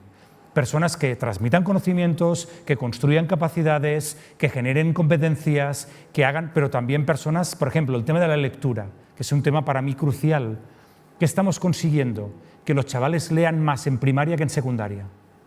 Porque en secundaria le estamos machacando todo el día. Le hacemos la lectura desde un punto de vista solo instrumental. Pero en cambio, el gusto por la lectura, las ganas de leer, la pasión por la lectura, ¿no? Entonces yo creo que tenemos que tener un equilibrio entre esos elementos de conocimientos, de capacidades, etcétera, pero sin duda alguna de personas. Y ese, para mí, es el elemento clave de las docentes, de los docentes, ¿no? Y cuando los formamos en la universidad, ¿no? Mis compañeras como yo creo que intentamos formar a alguien como global, no alguien instrumental, solamente focalizado en una transmisión unidireccional de una parte de los conocimientos, porque si no creo que nos estamos perdiendo algo que es muy importante, ¿no? Por lo tanto, creo que sus preguntas y sus inquietudes son muy importantes. Claro, responder la pregunta sobre el hastío, ¿no? del profesorado. Creo que también tiene que ver con la intervención del otro compañero sobre la necesidad del docente de inspirar, ¿no? Es que es una cosa, yo creo que somos seres humanos, entonces es verdad que, bueno, primero enseñar es un trabajo que yo considero que es muy, muy difícil, te tiene que gustar. Yo afortunadamente a mí me gustó y me quedé, pero no es para todo el mundo. Entonces sí que es verdad que a veces se generan situaciones en las que hay personas que no les gusta su trabajo y están ahí haciéndolo y se les nota mucho más que en otros trabajos, que tampoco les gusta, pero hacen su trabajo y ya está, cobran a fin de mes y punto, ¿no? Un poco lo que hablábamos antes de la necesidad económica, ¿no? Es que, y de otros agentes, ¿no? De cómo vayan a llegar otros agentes si abrimos a la escuela, esos agentes también tendrán que tener una remuneración, ¿no? Porque no se va a hacer las cosas por amor al arte, sino realmente porque haya una convicción de ganarse la vida de esa manera, ¿no? Y yo creo que en ese sentido, yo por lo que yo me he visto a mí misma, que también son muchos años, quiero decir, hay momentos más duros y hay momentos en los que yo he ido más feliz a trabajar y otras épocas de mi vida en las que realmente no he estado muy conectada realmente con la inspiración, ¿no? No estaba ni inspirada para mí misma, ¿no? Entonces creo que en ese sentido sí que se nos juzga mucho y se nos reconoce muy poco. Creo que la labor del docente debería estar más reconocida a nivel social y también a nivel económico.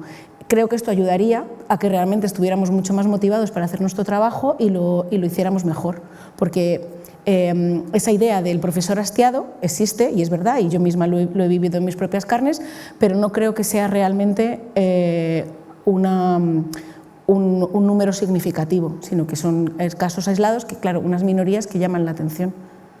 Muchas gracias. Vamos a cerrar, son menos 20, no sé si alguien tiene algo así que decir y si es así, ¿no? Si no, que calle para siempre o para después, ahora cuando terminemos. Pues oye, muchísimas gracias, ha sido un placer teneros aquí a vosotros y a vosotras y desde luego a Lucía y a Jordi, un gusto escucharos, aprender de vosotros. No sé cómo hemos dejado la puerta, si cerrada, abierta, entreabierta. La hemos derribado, si mañana vamos a escalar el muro o lo vamos a romper, pero no se trataba tampoco de dar soluciones ni de decir a nadie lo que tiene que hacer, sino de poner sobre la mesa cosas que nos preocupan a todos, desde dentro de las escuelas, pero también, como Jordi, los que estáis pensando desde fuera. Y os agradezco muchísimo el tiempo, la cabeza y el bien saber estar en estas circunstancias. Nada más, lo damos por concluido. Termina este tercer ciclo, que como manizaba, no sé si vamos a ser Juego de Tronos o qué, y si habrá un cuarto, nunca se sabe, pero desde luego ya llevamos 3 años, que podéis ver, por cierto, en la página web de la Institución Libre de Enseñanza, a quien una vez más agradezco la invitación a coordinarlo. Muchísimas gracias y un aplauso para Gracias a ti.